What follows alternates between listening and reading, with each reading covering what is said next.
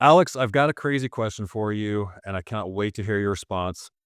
If you had to have a walkout song for life, what would it be? Hmm. Walkout song for life. Okay. Man, that's tough. I love music. Music is my one of That's the why I asked. yeah, like my biggest passion as far like outside of like work and stuff. I love music and listen to a lot of different types of music. So I don't know. I can say what my favorite song is right now, but it changes. It's The Offering by Sleep Token. I love metal. I love electronic music as well. But yeah, it's I don't know if I would say that The Offering would be my walkout song for life itself. There's Understanding in a Car Crash is another top song for me Thursday. Like, I listen to a lot of old emo and, like, metal music and stuff. Well, let's go with The Offering for now. That's good. Okay. I like it. I'll say it's the walkout song right now. Let's say it like that. Yeah. Right now? Yeah, Yeah. it's the current song that gets you going. Yes. Mine's weird, man. Feeling Good by Michael Bublé. I don't know why. That song just puts me in the right mood. It I just mean, puts me in like in the name. confidence, energy, mood that I'm just like ready to conquer the world after that. Guys, glad y'all are joining us. And Alex and I have been talking, and one of the things we wanted to do, it's a question that we both get asked a lot. And we wanted to kind of share with you a real true life story of how men build tribe and community. It's something that we both did. We both moved to a new city, didn't know anyone, and just went on that venture to do it. And we were able to build something really, really special here in St. Petersburg, Florida. So we want to share that story with you. Before we get started, Alex, give the people a little bit about your background, who you are, what you do. Yeah, sure. So I'm Alex Kerr. I am an entrepreneur. So I run a consulting business in the info product industry. I help people create amazing client experiences. And after that, I help them sell their clients more stuff because of that amazing experience. My official background is actually in environmental science and farming, believe it or not. So, yeah, the background is in natural systems and things of that nature, and mycology and, biology and all that kind of stuff. Does actually have a pretty interesting relation to business. I came to find. It gave me a nice, unique edge for sure. But yeah, I work in the guru space in the online world. But and there's a little bit of some personal stuff as well. I do have a pretty significant spiritual background. Not, I don't identify as like religious or being Christian per se, but I definitely do have a lot of Christian values that I live by. I'm also a father as well. And yeah, that's, from Florida. I was born in Miami, grew up in Fort Lauderdale, and then I was in Atlanta for 17 years as well. So a little bit of background on who I am professionally, where I'm from, and a really small taste of how I view the world. Yeah, man, I always refer to you and I'm describing you to people. I was like, Alex is the king of LTV. That's very nice. Thank you for that. I love that. That's the way I introduce you to people. And the right people who need to hear that knows what that means. So they get it and they're like, oh, I want to talk to that guy. So, guys, let's get into it. Alex and I both, without knowing each other, moved to St. Petersburg, Florida. And we both come from a background of personal development, wanting to be the best version of ourselves, wanting to be men, and just always trying to grow and be more. Knowing that, we know that we can't do this alone. Iron sharpens iron. We have to have a community of brothers that we can both lean on and be pushed by, that we can help grow, but also they can refine us in the process. We started like independently, like looking ways to do that. And we were actually able to build really something special here in downtown St. Pete. And I'll give you the origin story real fast, which will lead up to Alex and I actually meeting. So the first thing when guys ask, Robby, how do I build a tribe? How do I build a community? I was like, man, honestly, it's no different than dating. You start meeting people, you get out of your comfort zone, go meet a bunch of dudes. Hey, men love compliments, right? Look, bro, your arms are huge. Where do you go to the gym? Bro, I love that belt, man. That's some crazy leather. Where'd you get that from?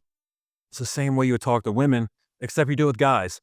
And you just like have a conversation with them. Hey, if you're getting along with them and the connection's there, let's go grab a beer. Let's go grab some dinner. Let's just go hang out. And I would just do that. And it, like I said, I call it just like dating because you're going to find some guys you vibe with. You're going to find some guys who's like, absolutely not. I never want to talk to that guy again. So you go on enough of these connections. And what I did simply was I moved to St. Pete. I started doing this. I was going to networking events, just having coffee, kava downtown, started meeting guys. I'm like, wow, this guy's really cool. Or this guy's like really successful. I want to get to know him more. I started meeting a bunch of them, and I was like, okay, I think all these guys will get along. Let's all go have pizza one night. And that's what we did. We went to this really cool spot, Oakenstone, downtown St. Pete.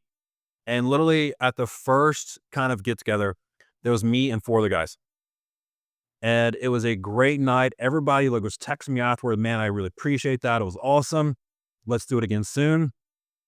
In my head, I'm like, oh, this makes sense. Let's do this. So from that first dinner, I just said, okay, let's just have a once a month open invitation for like-minded guys to come together, no agenda, just hang out, mastermind, whatever comes out of it, comes out of it. My job is to simply facilitate the invitation. And I started doing that. And that's actually how I met Alex. Alex, tell the people the crazy story and like what happened after you and I met. Yeah, well, I mean, I'll say simply how we did actually the actual moment that we did meet. A little bit of context: we just moved to St. Pete. Probably I don't know. It was 4 months before we met. It was in like March of 2021 or 22, right? And yeah, the where I was at in my life, just I think it provides important coloring and context here. Very, very painful, part of my life. I had like a black hole in the center of my chest, and it's a very accurate analogy because there's this an infinite gravity to that. And so I was simultaneously being pulled forward and also down emotionally in my life. Like I had this very painful driving force, which is what caused me to be an entrepreneur in the first place. I mean, I had that in my life for 10 years at that point, and there's a whole bunch of reasons why, which aren't important to the story. But, suffice to say is that I had a lot of force pushing me towards this moment that we're describing here. And so I moved to St. Pete. I have an identical twin brother. My family's here as well, both my parents and my cousin. But I didn't have any friends. And just with like family dynamics, I was still kind of sort of on my own. Like I was, but that support system wasn't quite there yet.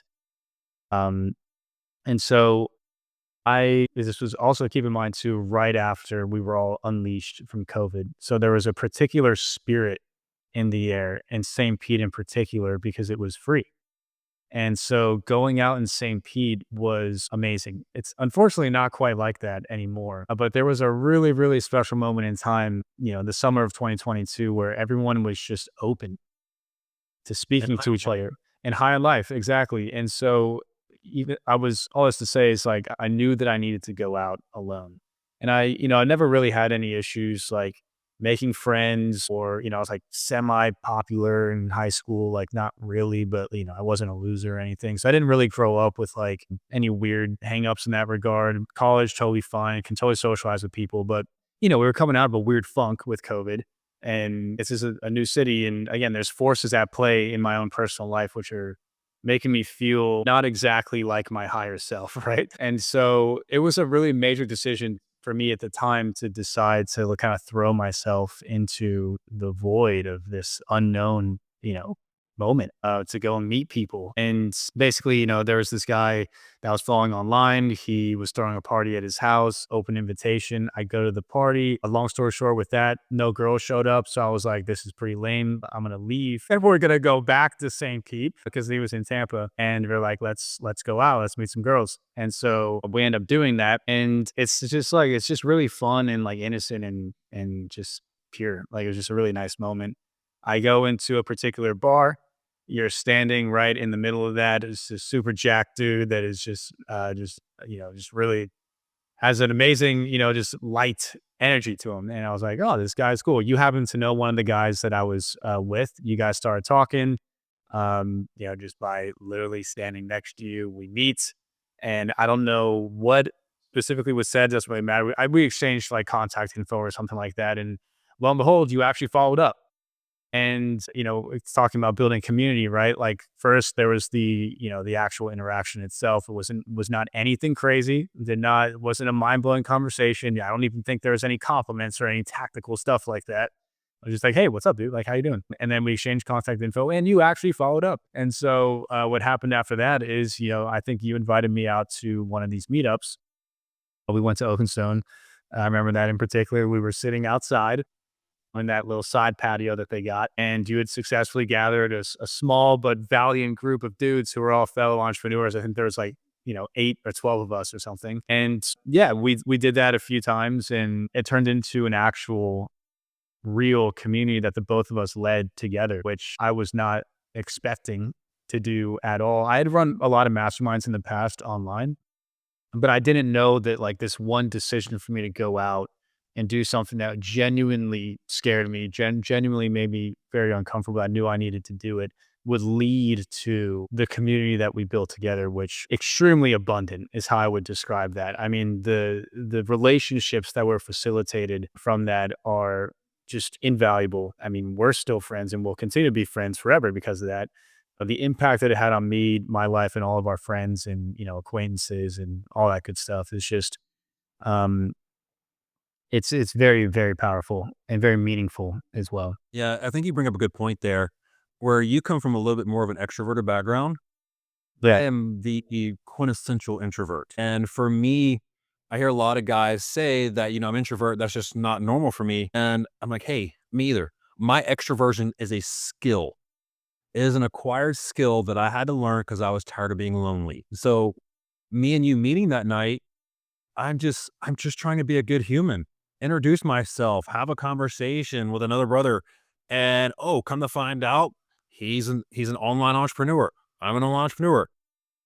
Let's go have coffee one day. Let's go talk. Let's go connect and see if this goes anywhere. And it did. I think that's the thing is like you just have to push stuff out there and try. And it's a lot like dating. Like sometimes you're gonna go on a date with a guy where you're like trying to form a tribe and yeah, he's got a fixed mindset. He's negative. He's probably going to be very broke the rest of his life. I don't want to be around this person.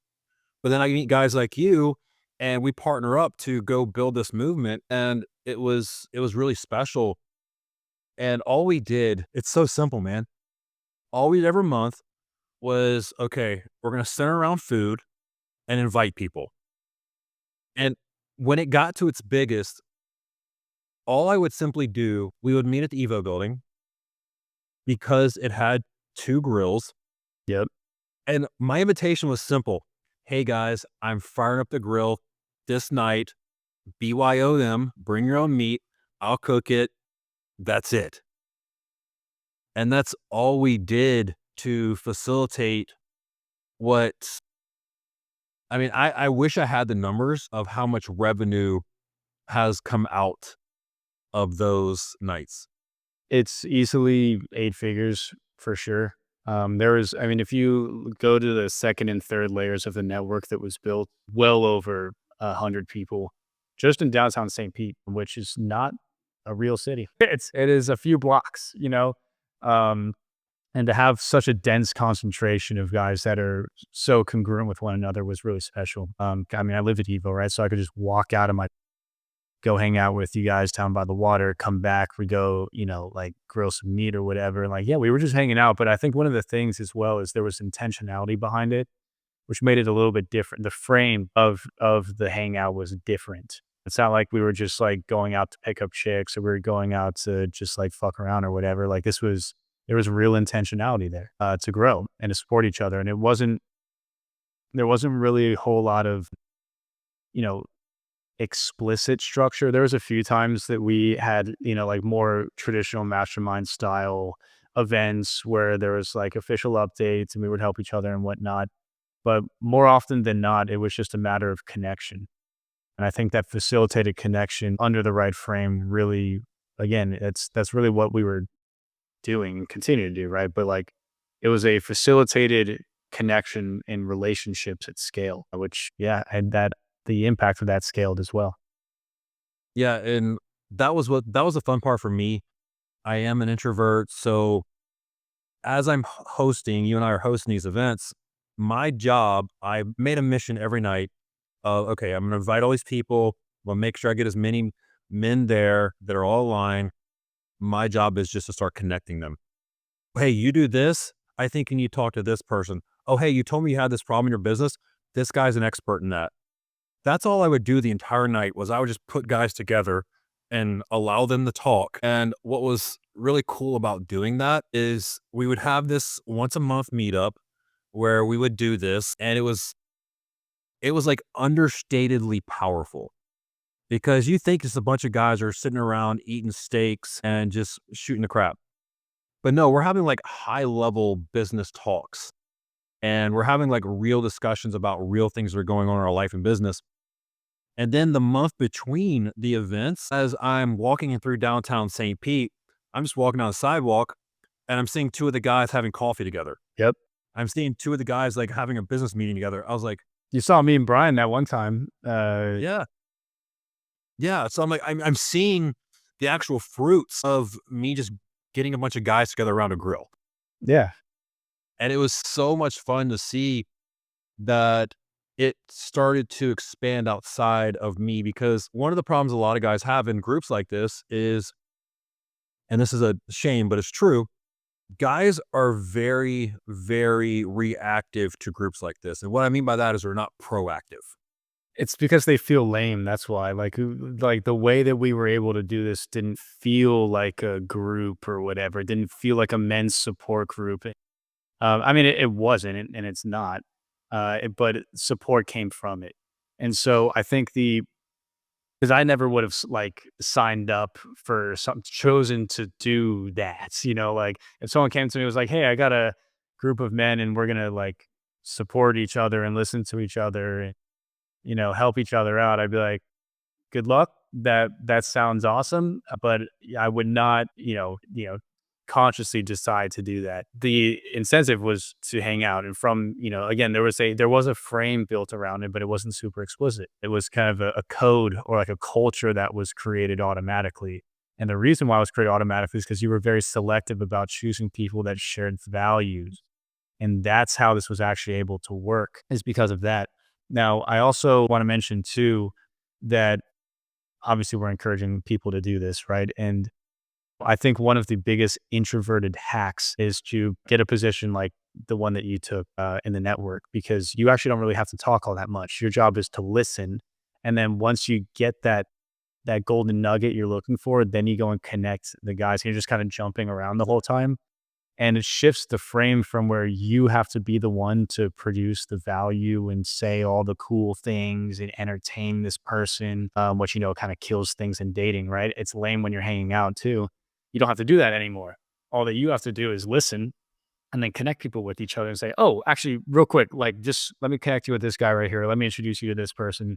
And then you move on. And so you have these like 3 to 5 to 10 minute interactions, and you don't have a burden on yourself socially anymore. And then everyone perceives you as like you're the connector, you're the highest value guy in the whole circle because of that. And it's actually a lot easier to do than I think one would think if you hadn't done it before. Like it's not hard. It just takes consistency and the willingness to show up, which you do excellent. Yeah. And the willingness to actually listen. It's, it is like, and I say proactive too, because you got to follow up with guys. You got to post stuff where that actually keeps guys interested, keeps them coming. And so it is a little bit of work on your end, but the friendships that come out of it, the fruit that comes out of it, as far as like guys actually doing stuff, that's what makes all that worth it. Like, the amount of gratitude I would get from guys just saying like, man, I've been looking for something like this. Cause it's not your stupid networking, let's pass out business cards crap Yep. that most people go to. It's not your let's go listen to another lame speaker tell me some crap that he read out of a Maxwell book 10 years ago. This is just like guys getting together saying, "Oh man, you do that? I do this. Okay, well, how can we help each other?" It's a true sense of what a mastermind is supposed to be instead of this just stupid networking that most people do. And it's also fun. I mean, we're literally having fun. I'll tell you the crazy thing about our group, Alex, and this happened one night. We're on the roof of Evo building. I knew we had a high level group of guys. And I'm like, okay, we're growing, we're expanding. I've got some new guys coming. Let me, just bring a couple bottles of wine, a couple bottles of alcohol, just like to have there just in case somebody wants a drink. No one touched it the entire night. Everyone's like, I got my water, man. I'm good. I'm like, wow. this group really is different. Not like looking down upon those things, but these guys were so focused on just like helping each other and masterminding and just the growth of the group that they didn't need that crutch. That's the key thing, right? Like we would drink later sometimes, but like in the actual moment that we were masterminding, the conversations were genuinely enthralling. Like time would pass so quickly. 3, 4, 5 hours would go by.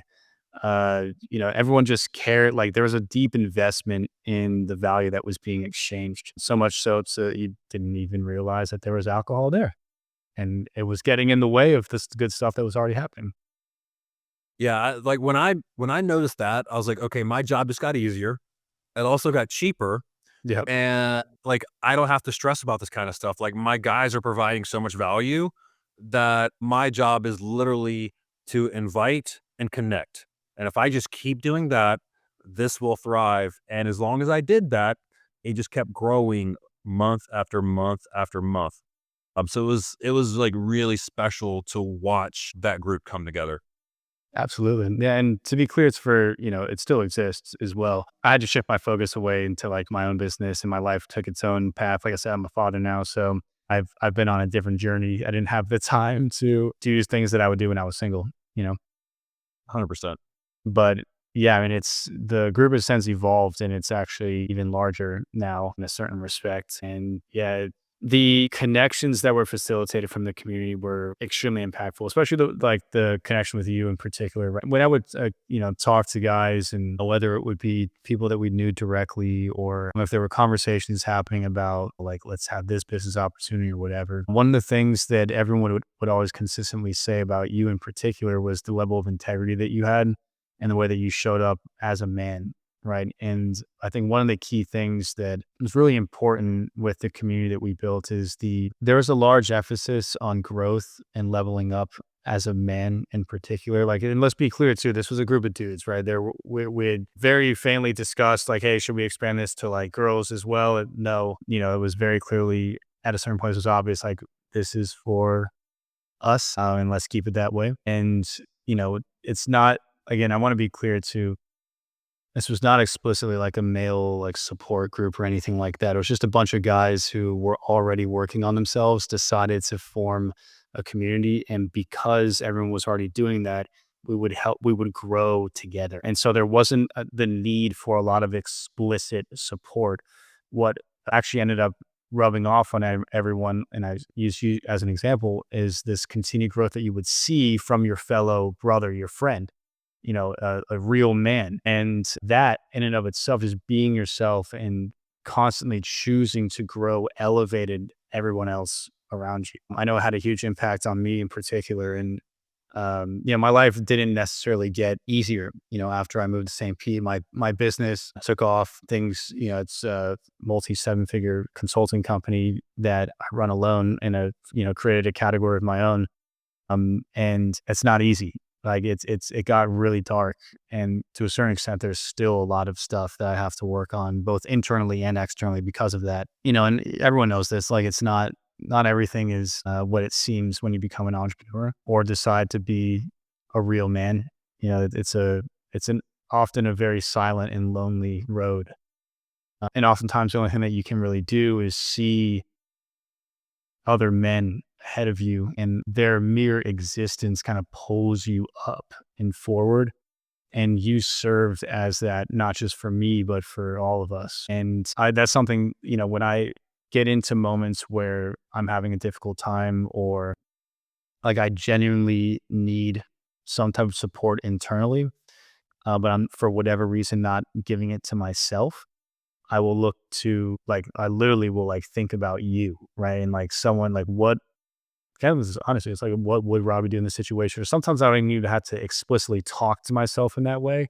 It's just remembering who you are in and of itself kind of elevates me out of those moments. And so I think, I mean, that's something that people have always mentioned, like about you in particular, like our friends, like how big of an impact that you have on them just because you are a real man. Another one of those things as well is you're always willing to help in a way that doesn't feel transactional. we talked about like networking and building community and stuff. And, conversation took a bit of a tactical turn there. Right. But I think the thing that, should really be understood is that this came from the heart. Like it's a matter of truth and trust. Like you do this because it's right. And that's what really resonates with me in particular. Like there's no ulterior motives behind any of the stuff that you do. There's no misalignment with as far as goals go or anything. You are a highly integral person who simply aims for the highest good, is and tells the truth. That's it. And when you know for certain that that's true for a man that's close to you, you can trust them. And when you can trust them, like that's when you actually unlock true connection and are able to do crazy shit that you wouldn't be able to do otherwise. Like, let's think about the opposite, right? Like, you get a guy close to you that isn't worthy of that trust. What does he do? He steals money from you. Obvious example, he starts talking to your girlfriend, little things like this, right? And like, we didn't have to worry about any of that stuff in our community because of those shared values. But the key thing here is that you led and were a living embodiment of those values. And again, just by you dedicating, committing to yourself, but also Jesus as well, like that, like that's what it was. That's what actually was the source of all the abundance that we have created together. And so I think it's really important for that to be what's taken away from, the description of this community. It's not like the tactical, like networking tricks or anything like that. It's helpful, right? For sure. But the actual thing itself, the real source of the value, the source of the connection was the alignment with God, like actually. And when that is what's understood to be the actual thing, everything else kind of just takes care of itself. And for me, that's probably one of the highest compliments I can receive because as Jesus talks about, you will know them by their fruits. You will know my followers by what they do and how they show up in the world. So the fact that I can live in a way, commit myself to living a way that shows my faith, my beliefs, and what I believe in without having to use the words, just in my actions, Yes. that's the highest compliment that I can receive. And that is a goal of mine that I try to live in a way that preaches the silent sermon. So I'm giving you a sermon without giving you words. I was a church father that said, when spreading the gospel, only use words if necessary. And that's kind of the way that I focus on things. So, man, I really appreciate you saying that. One thing that I want to ask you about, because we hear this word integrity, and a lot of guys want to be seen as a man of integrity, which, yes, is keeping your word. But for you, when you see that in a man, what does that look like? I can make this very simple. Be and tell the truth. It's that simple. If you are not true and you are not speaking the truth, I cannot trust you. And you also don't trust yourself. And if you don't trust yourself, your actions are misaligned and you're going to sabotage your entire life because you know deep down inside that everything that you're going to do, you are going to fuck that up because you are an untrustworthy person.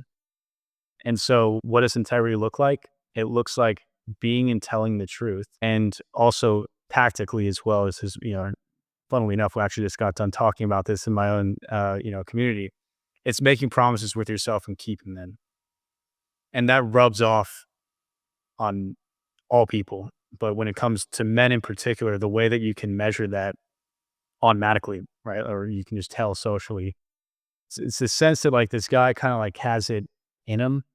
He doesn't have to like it's in him, not on him. He's not really trying to outwardly and performatively express, his position or status or anything like that. It's kind of like the Teddy Roosevelt quote of, speak softly but carry a big stick. Very similar to that in regards to the state of being itself. For whatever it's worth, actually, one of the things that's been very useful to be able to develop that gravity to your state of being is actually something I learned from Orion Taraban. And it's the idea actually of, to start it out, as this idea of being extrinsically validated versus intrinsically validated. And oftentimes when you see men that are out of alignment with their integrity, or they're chasing whatever it is, women, status, money, all that is a means to an end to seek approval from somebody else that isn't themselves. And without getting into the religious component of this, we'll just keep it at that for now, right? But like, they're seeking external validation from another person or many people, all people. Hmm. What that ends up doing is it erodes trust in oneself, because when those people go away and you do something and they don't give you that validation, what is the mind supposed to think about that? It doesn't have much, like, it doesn't know what to do with it. And so the way that you can actually develop this sense of self-esteem, really, is what it comes down to, is you flip the script from being extrinsically motivated to internally intrinsically motivated. And the way that you do that specifically is you do extremely difficult things that you would do in any other situation. You would tell every single person you know about it, because it is that crazy. It is that cool. It is worth telling. And you do those things and you tell absolutely nobody about it whatsoever, ever. And what you end up becoming is a witness to yourself, and you know what you did. And the more that you do that, it starts to build up, kind of like a bank account. And you're just investing this internal witnessing to yourself. Of course, you're being witnessed by God as well, right? And this is actually a great avenue to deepen that connection. But let's just keep it on oneself for now. You start to build up this undeniable proof that you really are that guy.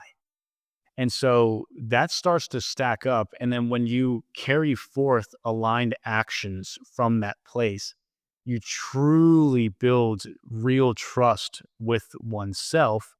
And then when you go and meet people, you are going to attract people that recognize that in you. And then you can actually tell the truth from a place of real strength and real foundation. Why? Because it's coming from a place of trust. And I think, if I can make everything super simple when it comes down to being a high integrity person, it's just be and tell the truth. And what I just mentioned previously is how you actually do that tactically. You make small promises with yourself and you keep them, and then you do really hard things and you tell absolutely nobody about it.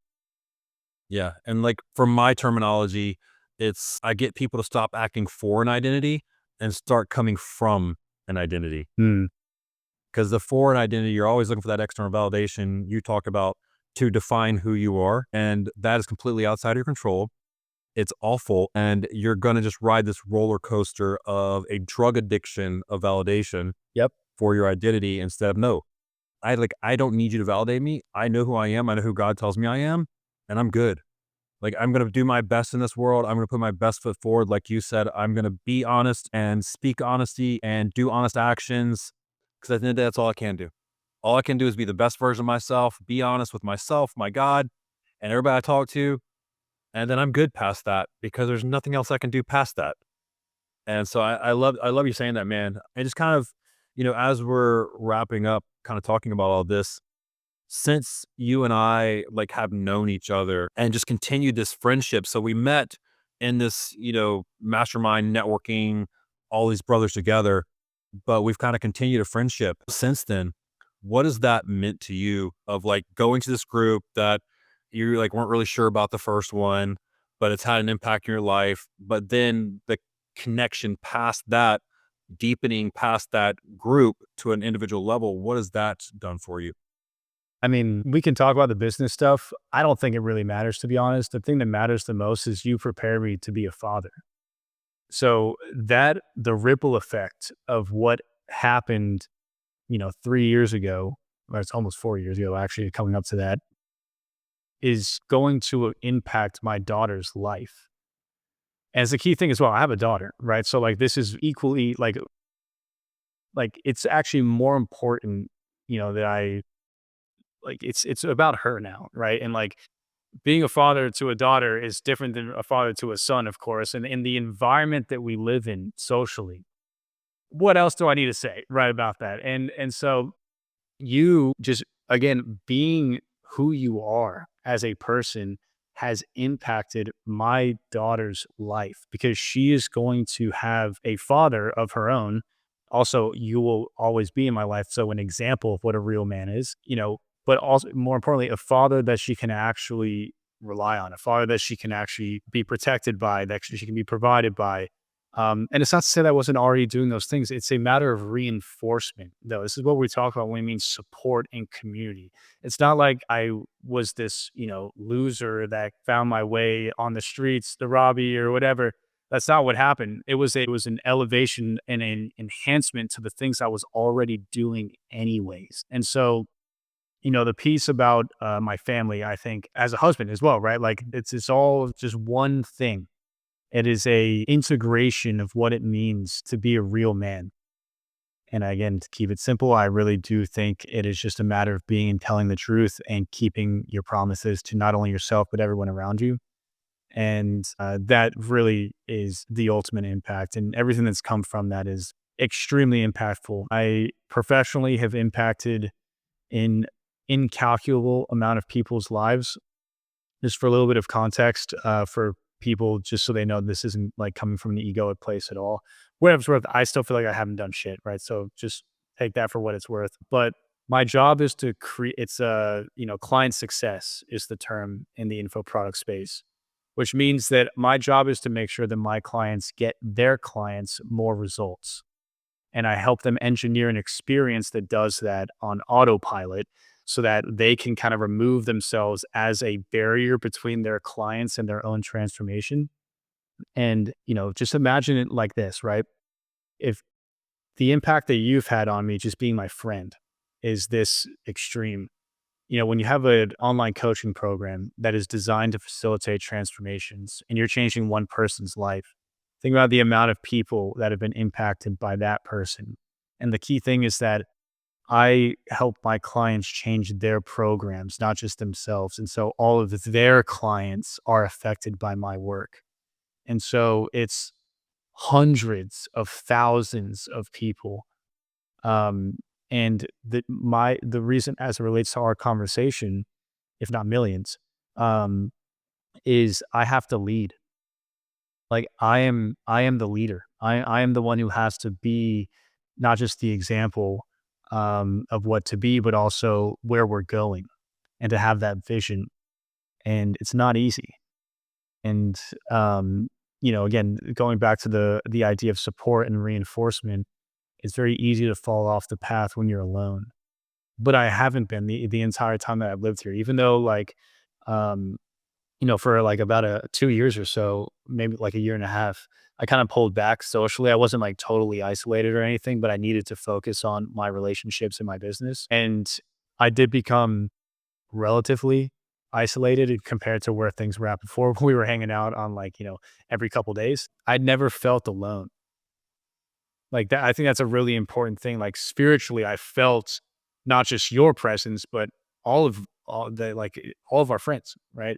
It's there, and it's really important. It's a force that automatically kind of pulls you up to that higher place, and that's the kind of thing that I think is hard to articulate. It's relatively ineffable, other than just saying it how I just said. Like you get pulled up. It's a spiritual thing, which is why I bring when I was mentioning how the mechanism by which all of this transformation is facilitated is your relationship with God and your embodied action of that, because that's what you get from this is a spiritual elevation and a spiritual attunement and alignment that will change every aspect of your life. So yes, my daughter, wife, family, business, friends, parents, every single person in my life has been affected by me simply just being your friend. And I know it might sound hyperbolic to some people, but I think if you're actually deeply listening to what I'm actually saying, it should be pretty obvious. That's something special, man. And I appreciate you sharing that because that is the goal. One of the quotes that I fell in love with that made me fall in love with just being in service and kind of what you're talking about, like I love just giving, is an ancient Indian proverb that says, change a man, change his next 7 generations. And I started really thinking about that. Like if I can help one guy be a better father.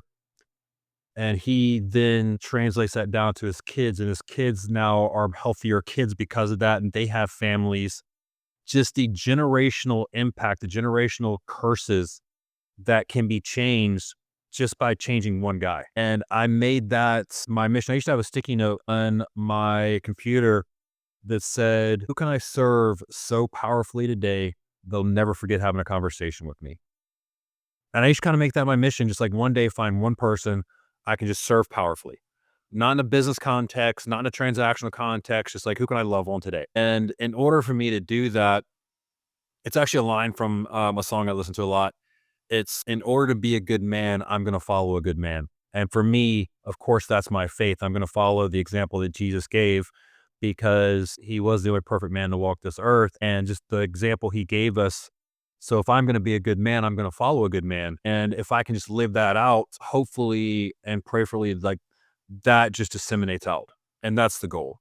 So I appreciate you sharing that, man, especially about your daughter, because I do have a soft place for kids, man. I used to do a lot of mental health work in schools with like elementary schools, and it impressed on me how much kids are hurting these days.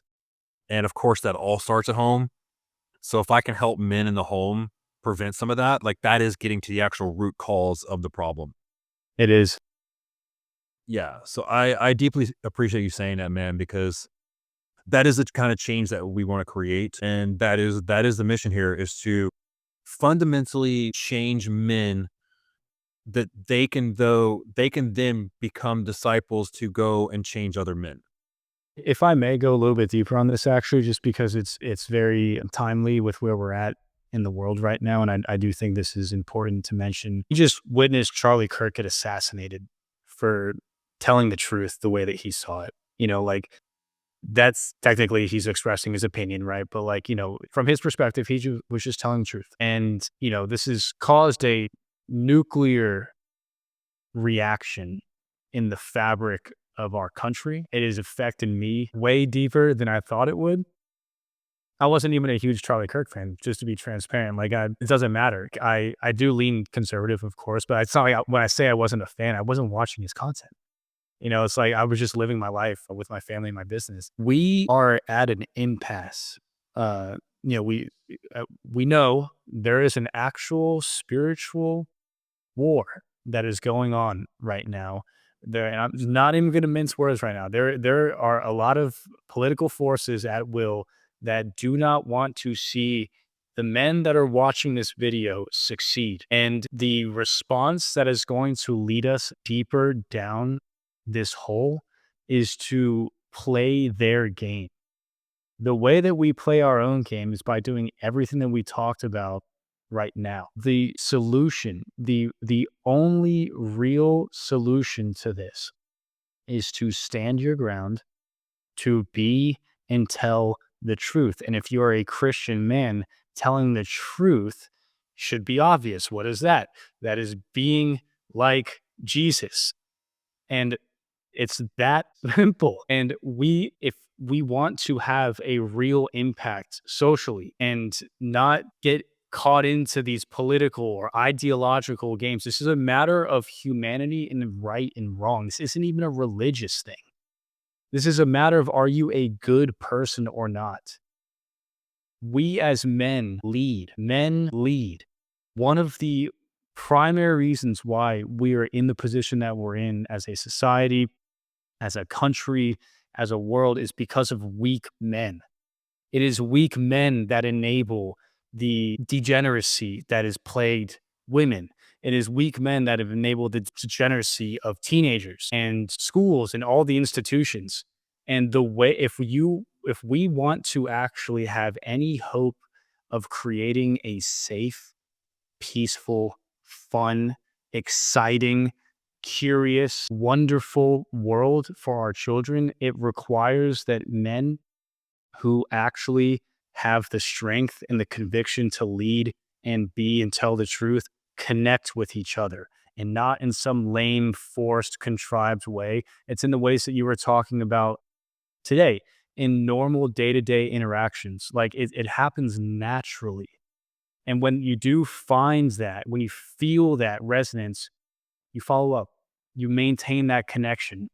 And it doesn't have to be anything crazy. And the more that this happens, the more that we're able to weave these connections together and create real change. And again, it doesn't happen by these like top down engineered solutions. I just described how huge of an impact you've had on my life because you've existed. And the real impact of our friendship is that I know of your existence is like mechanically, that's simply what happened. Obviously, there's a lot of things directly that we've, helped each other with and all that. But looking at it from a higher level, that is like, you're like a magnet, like pulling everyone up, around you up and towards, obviously, we know where your aim is at, but that's what's happening.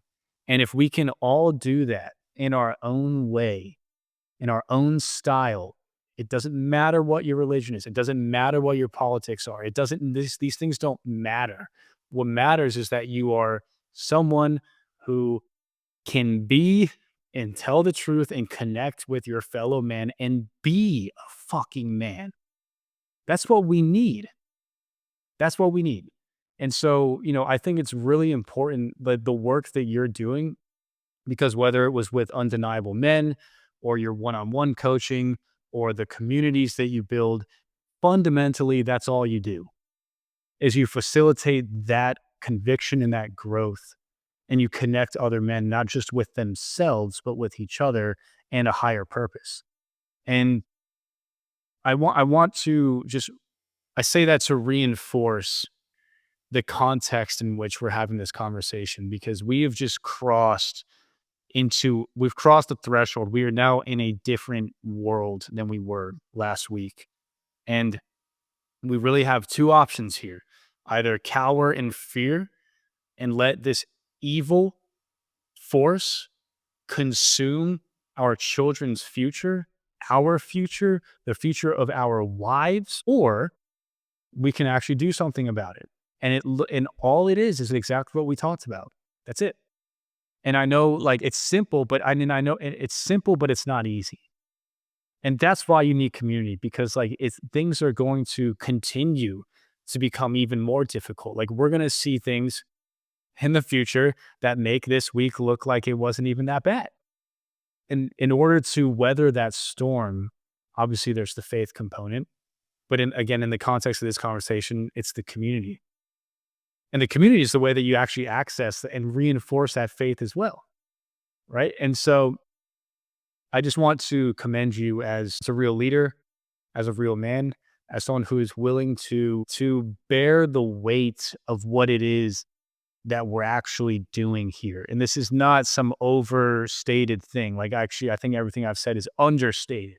If you're really paying attention and actually listening and really living in reality, like, you have taken on the, like this, the actual, you are solving the root cause problem of why our world is in the place that it's in. And all I can say is that that is extremely honorable, and it has changed my life. And I hope anyone watching this receives the invitation that this moment is, to join the quest, take the leap. This is a call to arms. If you're watching this right now in this moment, you're watching this video for a reason.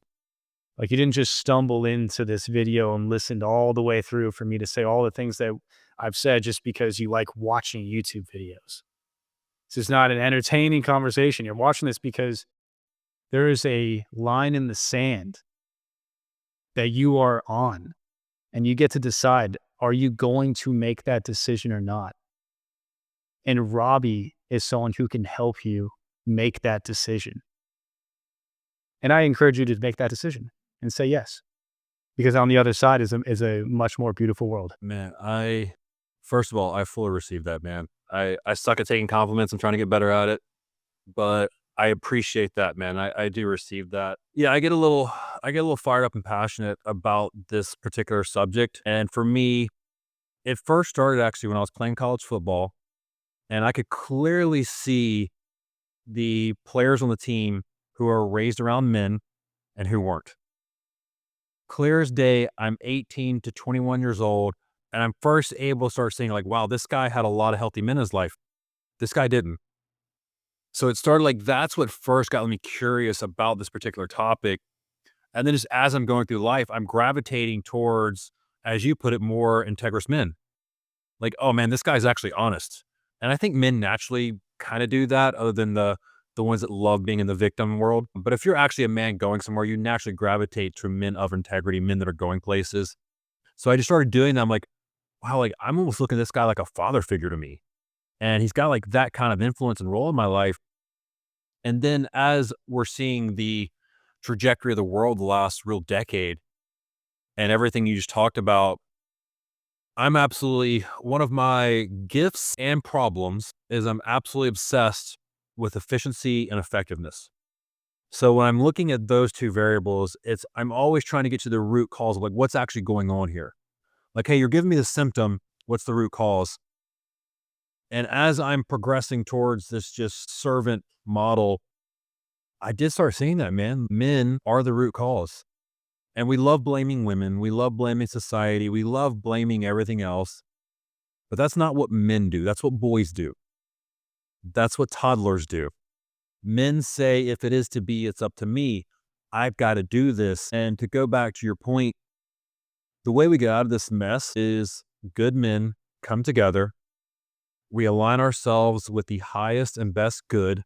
We speak the truth. We lock arms and we go in that direction. And we don't let anything stop us. That's what we do. And the more we can do that, the more we're going to be okay. I literally posted a Tolkien quote today about there's still good left in this world and it's worth fighting for. And I believe that. I talk to too many good men that have just never been shown that there's a better way. So I know there's good out there. And I know there's good in most men that I talk to, underneath all the guilt, shame, trauma, it's burying it. And it's worth fighting for. And that is the fight. And it's not just me helping men. It's me helping men that can then help men that can then help men as we lock arms together to create a better future. That's the mission. And it's not about me. It's about what we're going to be able to create in this world that needs it in a very desperate way right now. The videos that we see online of when something tragic happens, like last week in Charlotte, and guys are not doing anything, or it took over a minute for any man to give her any aid.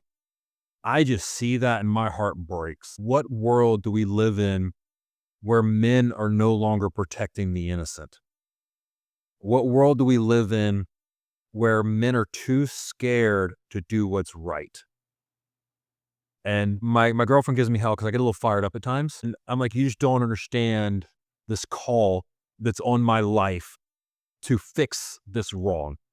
Because that's really what it is, an injustice, it's a wrong. And with every fiber in me, that's my calling in life, is to go fix this. So yeah, I do get a little fired up. I get passionate. It it ekes me when I see weak men being bad parents and bad husbands and bad fathers and just bad members of society. It bothers me because not that like this isolated incident necessarily bothers me, but just knowing what's going on in society and how many people are hurting because of that, that breaks my heart.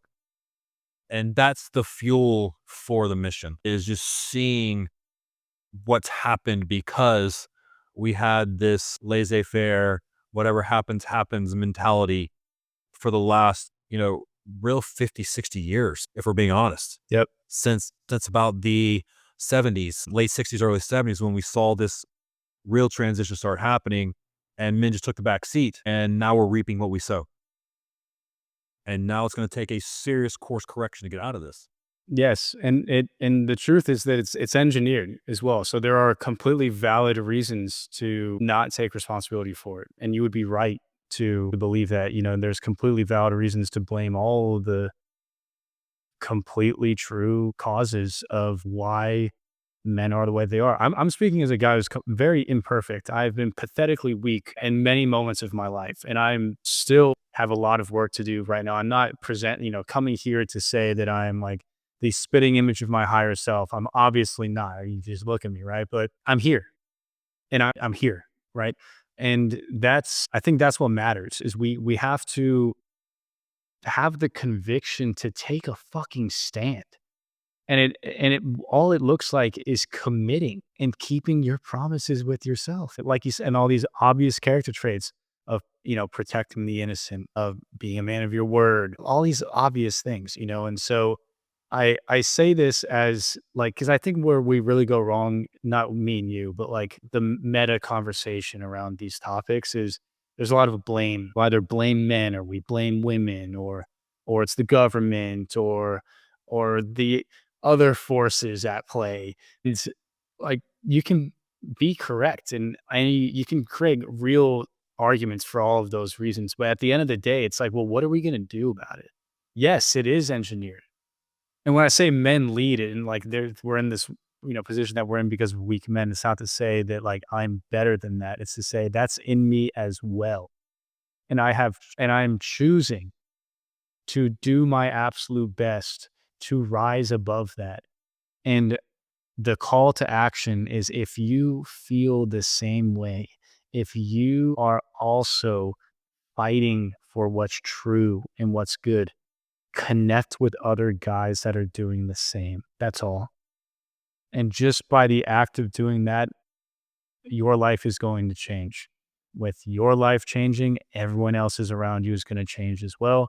The more that we can do that, the more that we can invest in this metaphorical bank account, the more it's going to compound. And then hopefully at a certain point, there'll be some type of critical mass and inflection point that's reached where some tidal shift occurs, where things become more aligned with the world that we know it needs to be, and can be, rather. And if not, at least we tried. At least we were true to ourselves, and at least we're, true to the highest good. And, on the other side of that, it doesn't even really matter because you did what you were supposed to do. So we have We've gone nothing out to like lose. no, we've gone out like every man wants to go out swinging. Exactly. That's like every man's fantasy It's is glorious. you see that meme popping around all the time of like men against this vast army, like fighting a good fight. And that's my last thing I'll say, man. That's what I always tell guys. Like, look, man, you can't lose if you keep fighting. And I don't mean the fighting like fist fighting and the way a lot of guys fight, but I mean fighting the good fight, fighting for what's right, fighting for what's true, fighting to protect the innocent, fighting to become the best version of yourself. If you wake up every day and fight that fight, you can't lose. And that takes courage. It takes conviction. Sometimes it just takes discipline of just saying, you know what? I feel like crap today.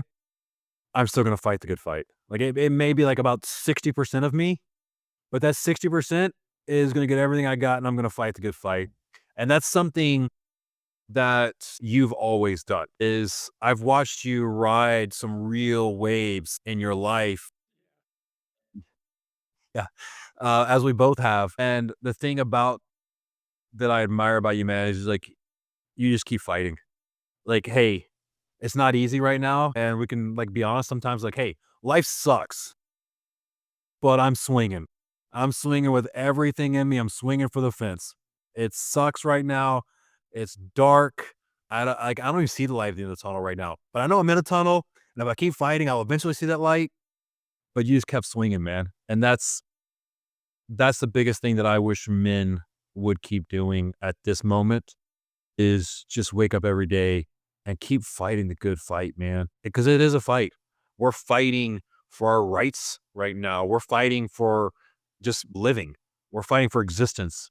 We're fighting for truth, good, justice. We're fighting for all those things. And there's a right way to fight and a wrong way to fight. But becoming a good man and doing things that good men do is the right way to fight. So, Alex, man, I appreciate you tonight, bro. I didn't know I was going to get as many warm and fuzzies as I got by doing this. Uh, so, I have an immense level of gratitude for you sharing the things you shared with me tonight, man. Thank you so much for spending this now hour with me, brother. I appreciate you more than you know. You're welcome, Robbie. It's been a genuine honor, and thank you. All right, guys, have a good one.